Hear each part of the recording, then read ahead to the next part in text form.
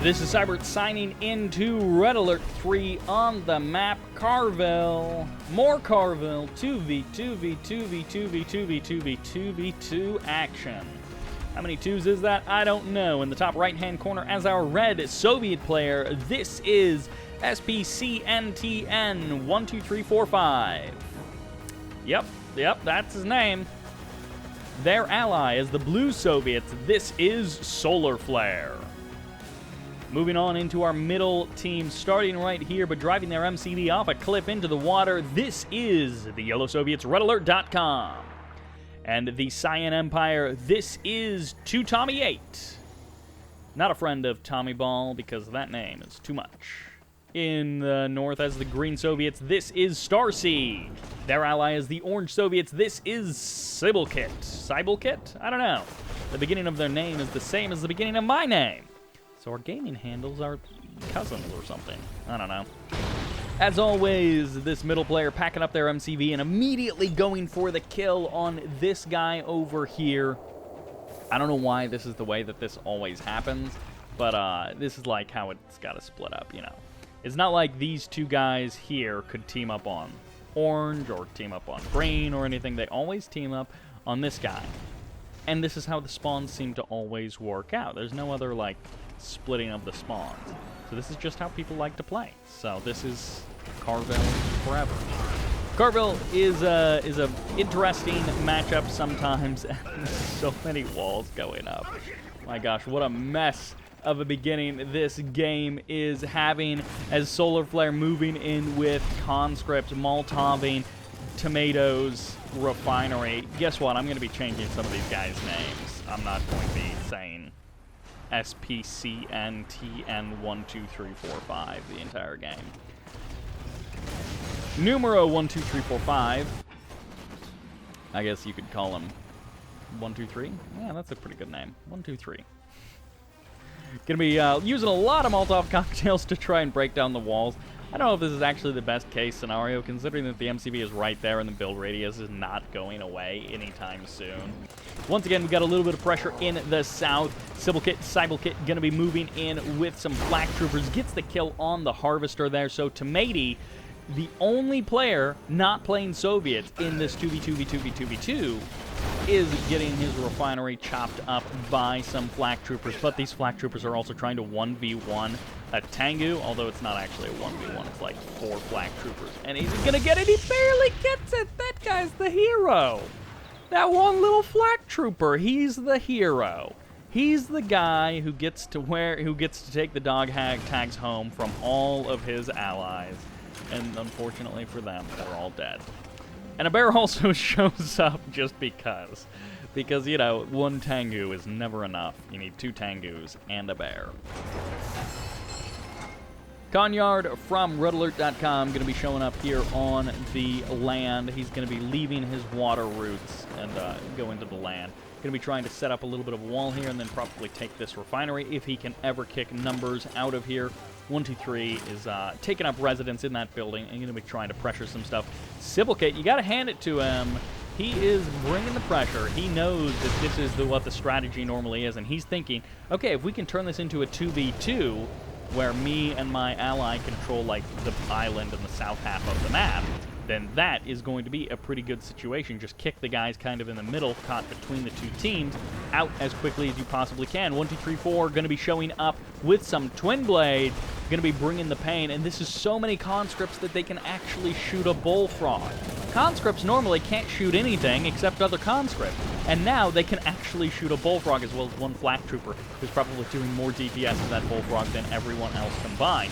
This MCV is under some serious threat as these twin blades don't have much of an answer, and just as I said, that tomato shows up with 3 Tengus, but there are MiGs here to match it. 1 twin blade falls, but there are still more twin blades here. SolarFlare showing up with his own twin blades, and they're going to be able to target down the MCV of RedAlertdotcom, who can't move in there with his bullfrogs because of how many conscripts there are.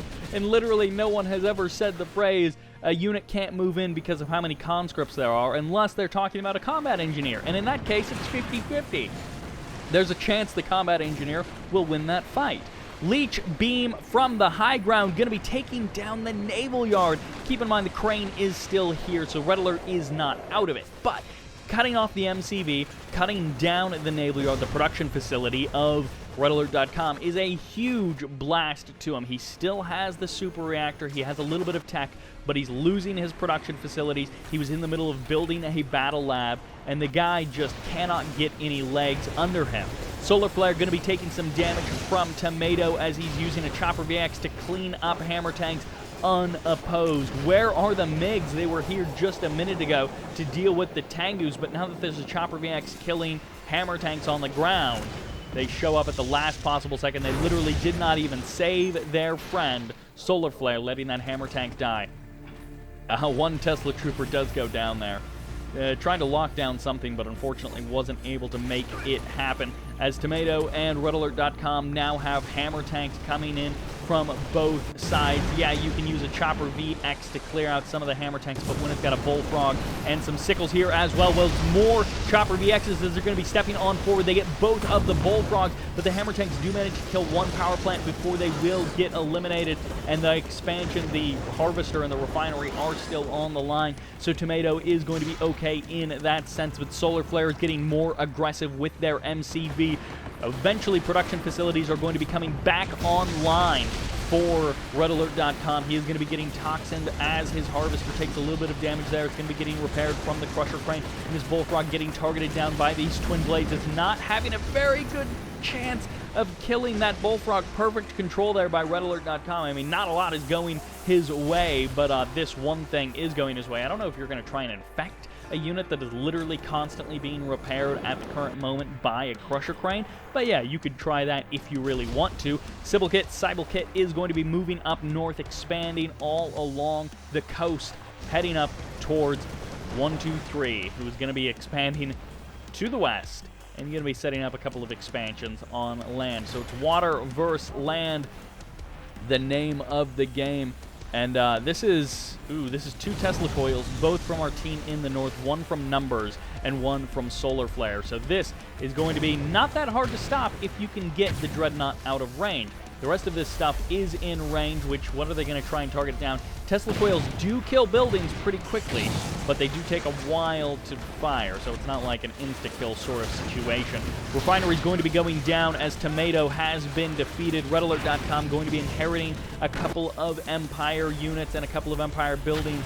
It's annoying to have built Tesla coils and literally have them do nothing, as this Leech beam from the hammer tank is going to be trying to kill that Dreadnought. That is not going to work. That is going to take so long. RedAlertdotcom is still going to try and fight this out. He is getting pressured from two sides. Syblekit and SolarFlare both going to be punching him in the face. Sells off the MCV for a bit of a cash boost. He's got the Tier 2 Mecha Bay, so he's okay in that respect. But this is so much stuff from Starsea and from Syblekit that I don't think Red Alert can. Oh my gosh, there are crates. I did not realize this was a crates game. Okay, so this definitely changes the tone of what's going on when you get crates, which, by the way, Red Alert 2 crates, best crates.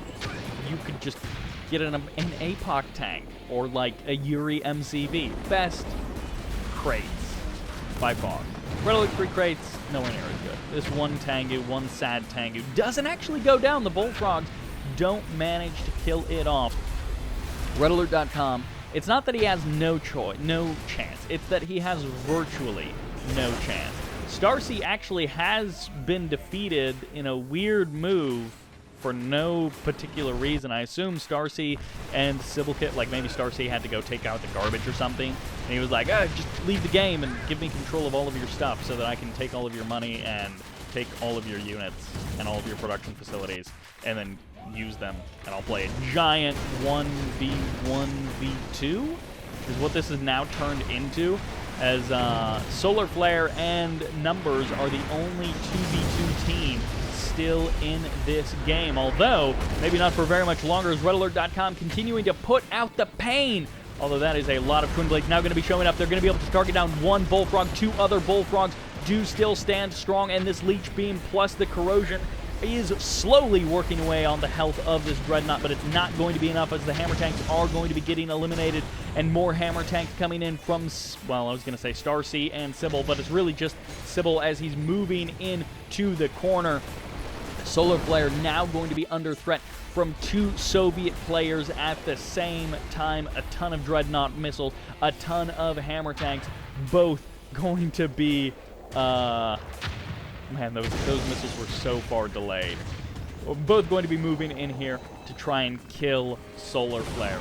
And in the north, I mean, numbers may also be getting a little bit of pressure from Sybil, but right now this is being pressured by 2 different players, and SolarFlare is going to have a hard time holding on to everything. If he could just break this stronghold that RedAlertdotcom has, but RedAlertdotcom had enough cash to get out Dreadnoughts. He can't build anymore. He's down from that tier 3, but he had enough cash to get out the Dreadnoughts, and oh my gosh, he's going to be trying to grind an APOC tank into this Dreadnought, and I have never seen this happen, and that's what happens. That actually works?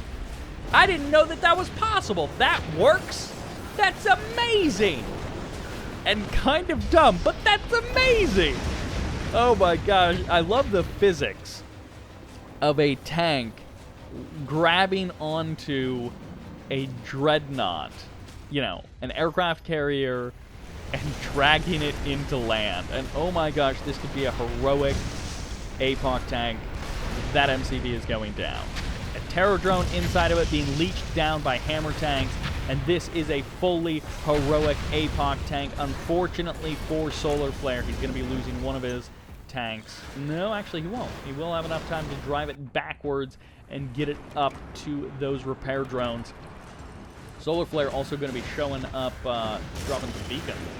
And numbers, he is having the easiest air battle in the world. Oh my gosh.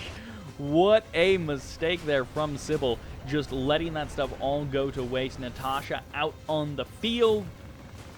And okay, this is getting very weird. So Natasha means Sybil has the opportunity to end stuff from the high ground. Like, he can just move over here and, you know, target down the tier 3, maybe the super reactor, before the Dreadnoughts have a chance to really do anything. And we'll have to see exactly what happens there, because, you know, or actually going out onto the water could also work, but might be a little bit harder out on the water. Twin Blade's going to be showing up here for numbers. A couple of APOC tanks as well, same APOC tanks from earlier. And again, in a world of a 2v2v2, a one-player versus two-player team, well, depending on this one player, Sybil is the guy to watch.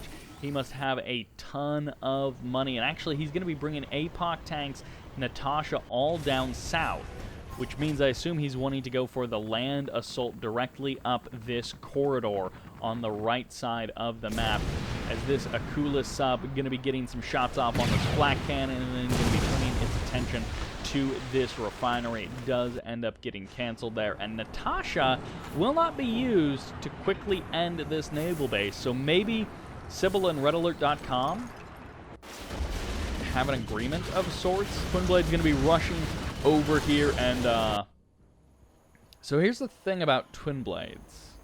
If you are able to take out the anti-air, then Twin Blades will just kill everything else, and this will be over really quickly as those MiGs walk into the line of fire and just get annihilated extremely quickly. The Bullfrog's going to be pushing everything back. A couple of Bullfrogs on the ground, but not using the movement commands correctly, or not correctly grouping his units with control groups. So whichever one it is, you got to make sure that your Bullfrogs don't get ahead of your tanks, don't get ahead of the rest of your army, and give themselves away like that. Either use that the combo. You know, what is the move command where you can preview stuff? It's the left and right click at the same time. What is that actually called? I don't know. Formation move? Yeah, use the formation move so that everything runs at the same rate. Kirov now out on the field and going for this expansion. 3 flak troop cannons, not troopers, will eventually be able to work this guy down, but he's going to be able to do a lot of damage. Not on the attack move either, which means he's going to be taking way more damage than he needs to. Could have killed both of those refineries by now, as well as the flak cannons. And actually he's going for the base defenses, which is a curious move there by Sybil. Going to be using that Kirov in that manner.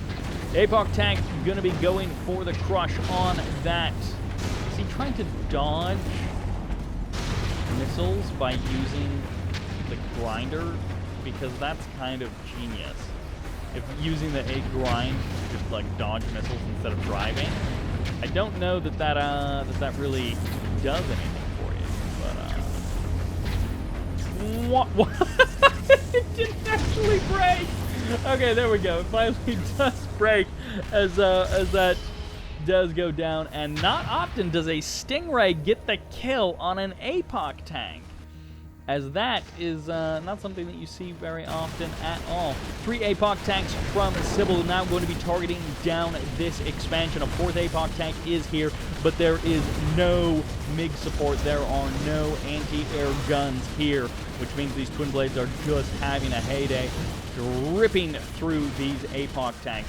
Huge army going to be stepping on forward. SolarFlare under some serious threat as Natasha bombing down the vacuum imploder and the barracks, as well as V4s raining down little mini missiles on everything. Airfield going to be going down, trying to shut down the air units of SolarFlare, stop SolarFlare from being able to produce any more Twin Blades, along with numbers. And the MiGs finally do show up, but they're MiGs with numbers. They're not actually MiGs for Sybil, which means the MiGs from numbers still remain unanswered. If you're going to send APOC tanks to attack, you best have something else with them. V4 missiles, they're good, but they're not good enough to stop an entire army cold with no other support. You can't just V4 at an army and expect it to go away. Super reactors getting eliminated everywhere on this map as the Twin Blades turn around, and Sybil now under some serious threat directly, although I guess this was originally Starsea's base, so maybe Sybil doesn't have very much attachment to it. Is that MiG coming up? Yes, the Twin Blades are going to be verse MiGs, but the split is good enough, and this is exactly what you would want to see. Sybil did not get the insane splash damage that we were hoping to see, and that's the end of that. I mean, these Twin Blades just have no real answer, which means it's just going to be kind of a base race. But somehow a base race that RedAlertdotcom is still in. I don't know how RedAlertdotcom is still in this, but they are. No flak cannons online, so there's no real way to stop this Twin Blade army. Could try and produce a bunch of MiGs, but you gotta contend with the MiGs of numbers plus the Bullfrogs.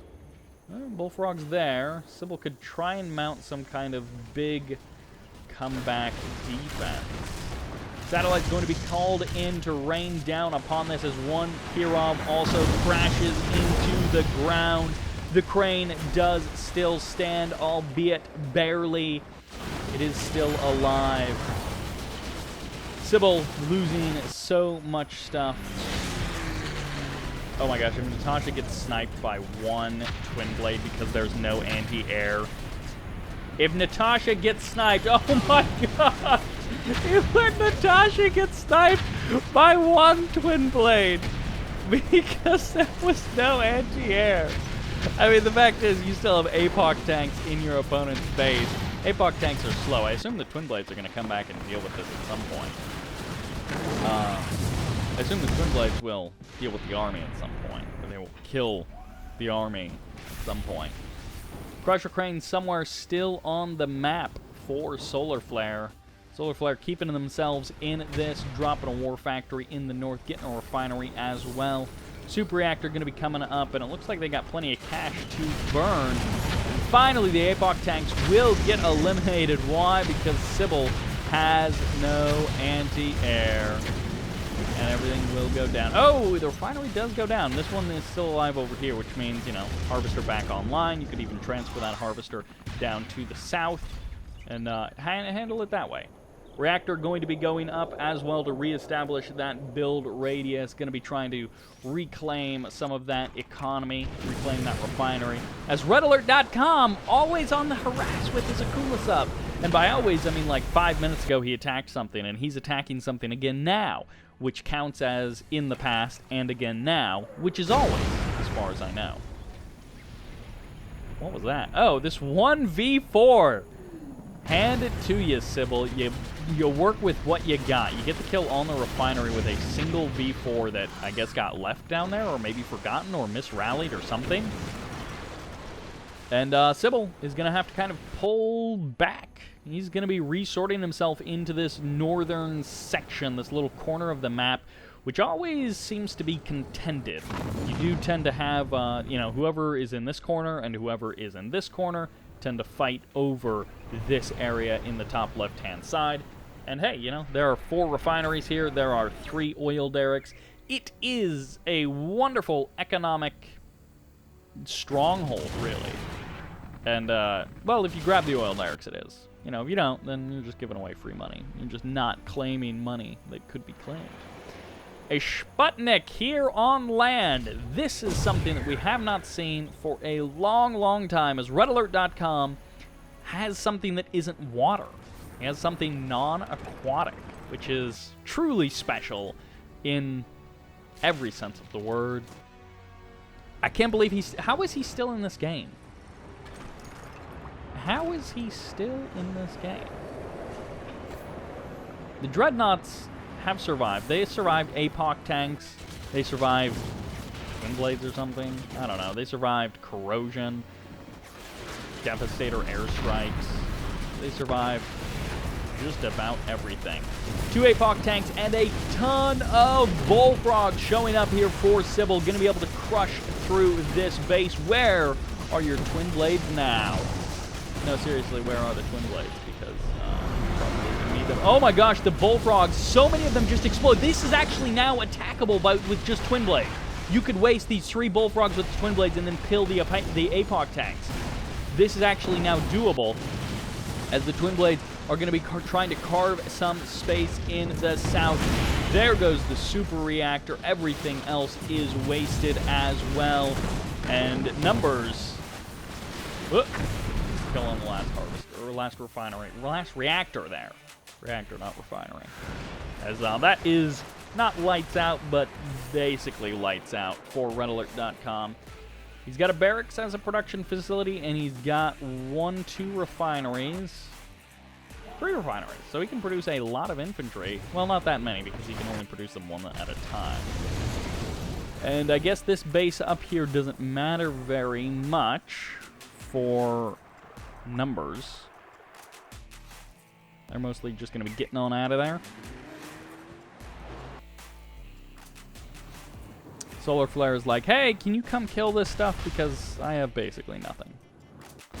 SolarFlare losing their refinery. Very unfortunate there. War factory also going down. They've got that 1 refinery and a second one here.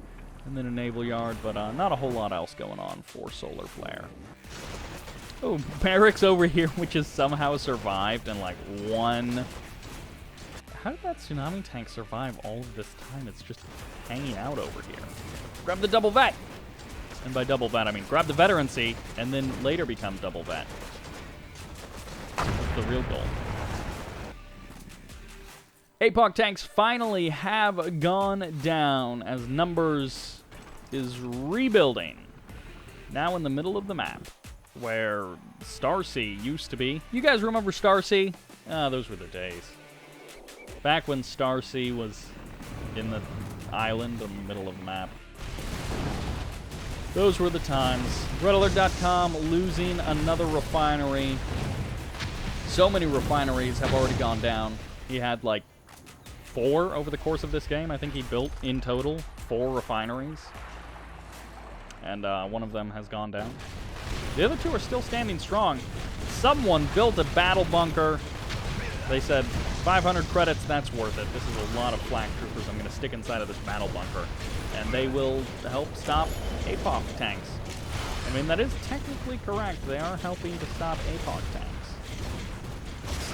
That APOC tank went down to flak troopers. Yeah, mines as well, but flak troopers. Oh, these Bullfrogs getting eliminated as numbers going for just a big twin blade play. Going to be killing both of those war factories, and that Bullfrog needs to be dealt with swiftly as it does get some damage out there, but not really kills.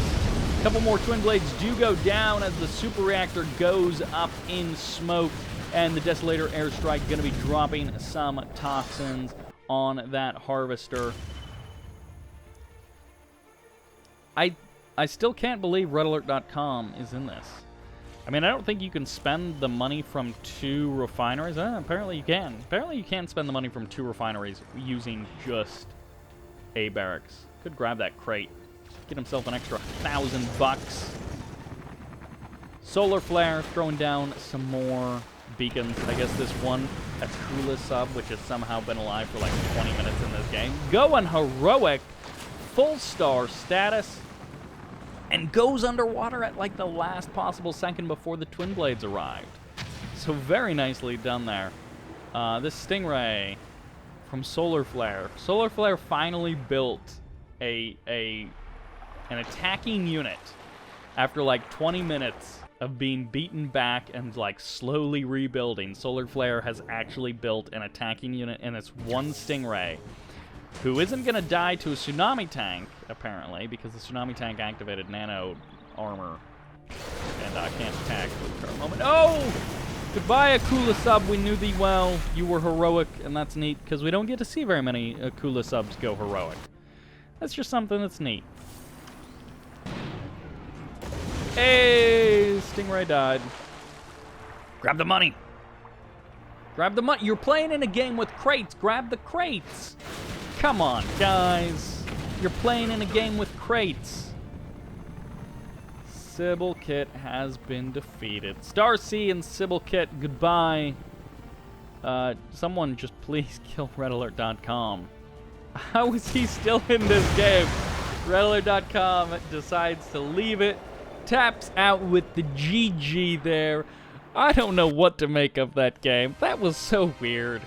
It was like intensely aggressive right at the beginning, and then twin blades for like 15 minutes. I don't know how to feel about that game, but that will do it for this game. RedAlertdotcom holding on until the very end. Tomato, you guys remember him. Some good times were had in this game.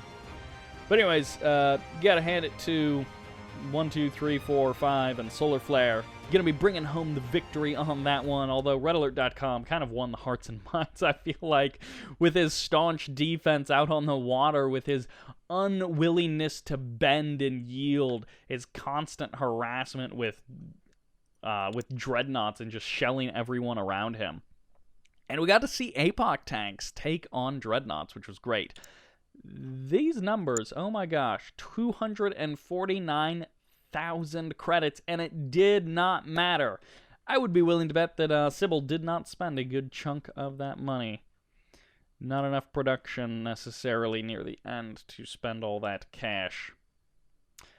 Defeated by, I guess half the money. Yeah, 115,000. I guess, maybe not if you add in SolarFlare. But even so, that will do it for this game. Thank you all very much for watching, and this is Sybert signing out.